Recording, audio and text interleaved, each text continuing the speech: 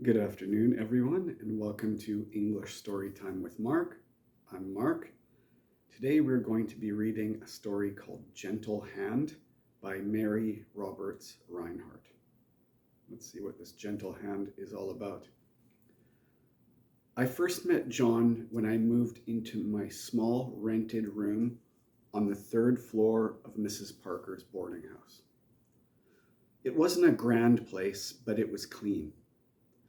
It was a house full of people who all lived quiet, simple lives. We had teachers, clerks, and young businessmen. No one was rich, but everyone was polite and worked hard. John lived in the room next to mine. He was a big man, probably about 30 years old, with broad shoulders and strong arms. But what stood out most about him was his hand. His right hand. It was the gentlest hand I had ever seen. He moved it so carefully, so delicately, like a mother touching a baby's head. When he passed you a teacup at the breakfast table or helped someone pick up a fallen book, his touch was unbelievably soft. At first, we all thought it was strange. How could a man so strong move so gently? Some of the men laughed about it behind his back. "He's as soft as a girl," I heard one of them say. But no one said it to his face. You wouldn't dare. John wasn't the kind of man you made fun of openly. There was something about him, maybe his size, maybe the quiet strength in his eyes, that made people think twice. I didn't pay much attention to him at first.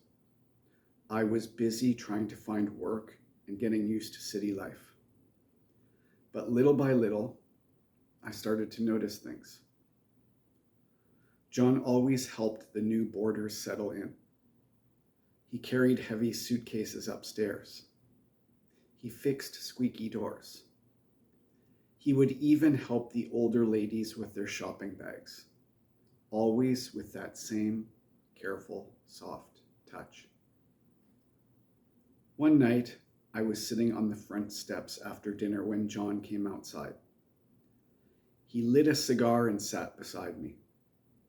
We talked about little things, the weather, the neighborhood.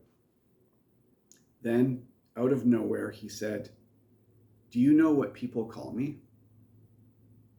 I didn't know how to answer.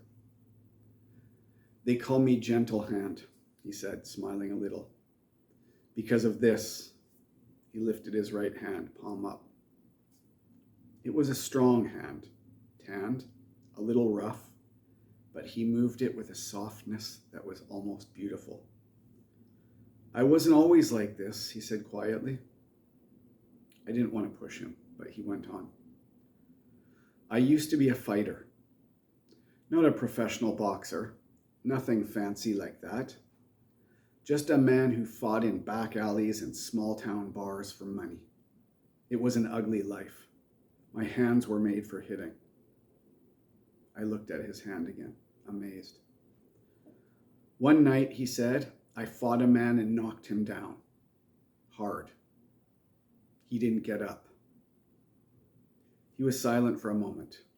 The streetlight showed his face, full of sadness. "I didn't mean to kill him," he said, "but I did. And after that, I couldn't bring myself to use these hands for hurting anyone anymore. I promised myself I would only use them gently from then on." There was nothing to say. I just nodded. After that night, I understood John better. He was still the same strong, capable man everyone respected. But he also became something more. A man people trusted. A man who knew the value of kindness. If a child fell off their bike outside the boarding house, John was the first to help him up. If one of the older ladies dropped a knitting needle, John would be there in an instant to pick it up with that soft, careful hand. One day, a new boarder came to live with us. a young woman named Lucy. She was shy, with wide brown eyes and a soft voice. It wasn't long before I noticed John watching her at dinner, though he was careful not to stare. And it wasn't long before Lucy started noticing John too. She would smile at him across the table.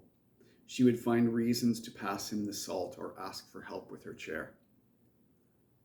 I watched it happen day by day, like the slow opening of a flower. John, who had once lived so quietly, started to smile more. Lucy, who had once been shy and scared, began to laugh. One evening, after most of the boarders had gone to bed, I walked past the front parlor and saw them sitting together. John was showing her something, a small wooden box he had carved himself. He handed it to her so gently, as if it were made of glass. Lucy took it and ran her fingers over the smooth wood. "It's beautiful," she said softly. "You're the first person I've shown it to," John said. I didn't need to hear any more. I quietly walked upstairs, smiling to myself. A few months later, they got married. Not a big wedding, just a small gathering at the boarding house.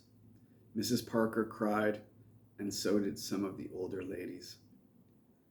John carried Lucy over the threshold with the same careful gentleness he showed in everything he did. I think about them sometimes when life feels rough or unfair. I remember John, the fighter who learned that real strength isn't about how hard you can hit. It's about how softly you can hold what's most precious to you. The end. Isn't that nice? To have a positive and romantic story. Most stories, at least that have appeared on this channel, seem to often have a dark tone to it. It was nice to have something sweet and romantic like this. So again, the story is called Gentle Hand by Mary Roberts Rinehard. I hope you'll read it, find anything else by her, and explore anything else in English that you want to read. I'm really looking forward to seeing you again next time. That's all for now. Bye, everyone.